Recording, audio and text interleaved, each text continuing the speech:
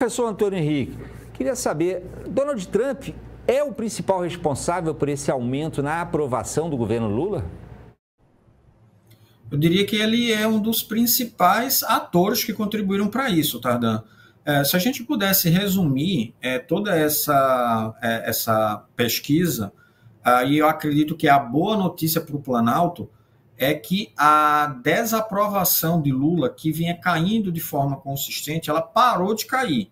E aí você teve esse aumento da aprovação. Então, ou seja, você teve uma quebra do padrão que vinha sendo verificado de alguns meses para cá. Né? Isso é muito comum, principalmente em situações com essas, porque na medida que você tem um ator externo que busca influenciar a política doméstica do país, isso não é visto com bons olhos pela população, nem aqui no Brasil e em qualquer outro lugar. Esse é um fenômeno em ciência política que a gente chama Rally Around the Flag. O que é que significa isso? Ou seja, em torno da bandeira, né? Então, é a questão da soberania nacional que a população brasileira entendeu que ela foi atacada também de uma certa forma com essas tarifas, e a estratégia de comunicação do Planalto, ela teve sucesso em deslocar a principal responsabilidade para a aquisição dessas tarifas, a família Bolsonaro, a Jair Bolsonaro especificamente, e os próprios Bolsonaros, eles contribuíram para isso, como, por exemplo, o Eduardo Bolsonaro, ele fez alguns vídeos nas redes sociais que ele dizia, né, afirmava que ele conseguiu convencer Donald Trump a impor essas tarifas ao país. Só que o grande problema é o seguinte: você está agindo, teoricamente, para salvar uma pessoa, que é muito difícil que o Supremo Tribunal Federal vá se contaminar por isso, e você prejudica uma nação inteira. Então, esse movimento de lesa pátria, né, foi entendido pela população como algo extremamente negativo. E, para finalizar, você também mostrou algo extremamente interessante, que foi justamente a região sudeste que teve esse maior movimento, um desses maiores movimentos de aprovação do governo Lula. Mas por quê? Porque a região sudeste é a que mais exporta para os Estados Unidos, notadamente o estado de São Paulo. Todos os outros, com exceção, por exemplo, de Pernambuco, que é o maior ator comercial é Singapura, eles têm um grau de relação muito elevado com a China. Então, essas tarifas de Donald Trump vão prejudicar especificamente o estado de São Paulo. Por isso que a gente está vendo esse movimento acontecendo. Aqui no Ceará, talvez seja uma exceção, a relação, primeiro parceiro comercial aqui do estado do Ceará é os Estados Unidos.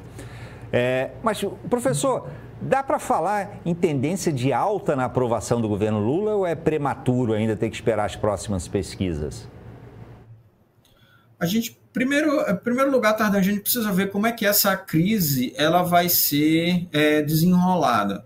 Né? Então, suponhamos que se o governo consiga um adiamento dessas tarifas, isso já seria considerado uma vitória para Lula, que poderia fazer com que a aprovação dele aumentasse ainda mais. Né? Então, esse é um dos primeiros aspectos, ou seja, quem é que vai ficar com o logro da vitória, né? O que a gente chama foto da vitória, né? A quem isso vai ser, digamos, atribuído. E também a gente precisa observar os movimentos da economia brasileira, porque a gente vem num movimento de inflação elevada, a gente também está com juros da taxa Selic também bastante elevada, em 15%, que é um patamar extremamente elevado, e não há uma tendência de baixa, né, pelos comunicados do Banco Central que a gente observa. Provavelmente isso vai se estabilizar em um longo período, e a gente precisa ver qual vai ser a reação da economia brasileira, se ela vai ser resiliente, caso as tarifas sejam efetivamente impostas, ou se ela não será resiliente. Mas uma das primeiras coisas que parece ter dado resultado foi o chamado direcionamento de culpa, né?